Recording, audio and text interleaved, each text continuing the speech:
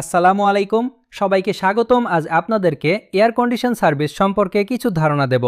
সম্পূর্ণ ভিডিওটা দেখলে আপনাদের অবশ্যই উপকারে আসবে। চলেন মূল বিষয় শুরু করা যাক। এই যে মেশিনটা দেখছেন, এটা অনেক ব্যয়বহুল এবং এটা কাজও একাধিক এবং আধুনিক মডেলের। প্রথমত উপরের কাভারটা খুলে ফেলতে হবে, তারপর ভিতরের অংশগুলি সার্ভিসিং করতে সুবিধা হয় বেশি।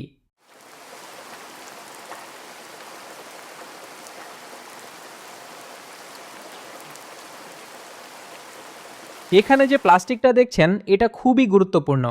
তারগুলি যেন না ভিজে এটাকে ঢেকে রাখতে হয়। এইগুলিকে ভালোভাবে পানি দিয়ে পরিষ্কার করে এখানে রাখা হয়েছে।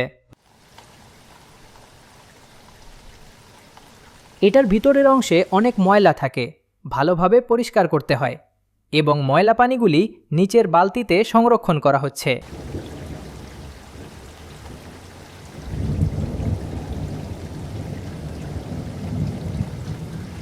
এখানে যে রুমের ডিজাইন, এখানে ইনডোর 2টা থাকে কিন্তু আউটডোর একটাই।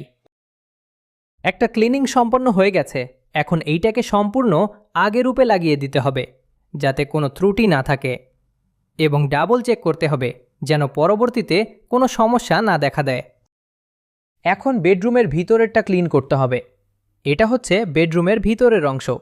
এটাতে বেশিরভাগ কমপ্লেন আসে, কারণ বেডরুম ঠান্ডা না থাকলে কাস্টমার অবশ্যই রাগ দেখাবে। এয়ার কন্ডিশন সার্ভিস করার সময় অবশ্যই আপনাকে খুবই সতর্ক থাকতে হবে। এটার যে কাভারটা ব্লু কালার আপনারা দেখতে পাচ্ছেন, এই কাভারটা অবশ্যই ভালোভাবে ফিক্স করে নিতে হবে, তা না হলে ওয়ালের রং নষ্ট হয়ে যাবে। এক্ষেত্রে অবশ্যই সতর্ক থাকতে হয়।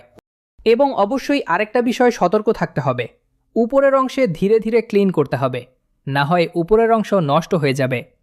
এই ওপরের অংশটাতে অনেক ধুলাবালি জমে থাকে, এটার উপরেও একটা জালি থাকে, ওইটাকেও ক্লিন করে এটার উপরে রাখতে হয়।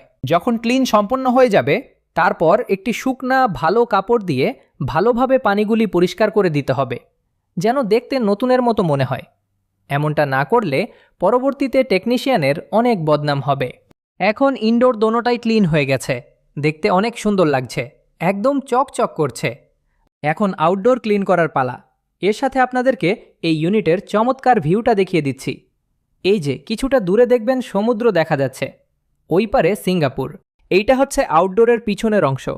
অবশ্য ভালো করে ক্লিন করতে হবে, তা না হলে তাড়াতাড়ি ঠান্ডা করবে না রুম।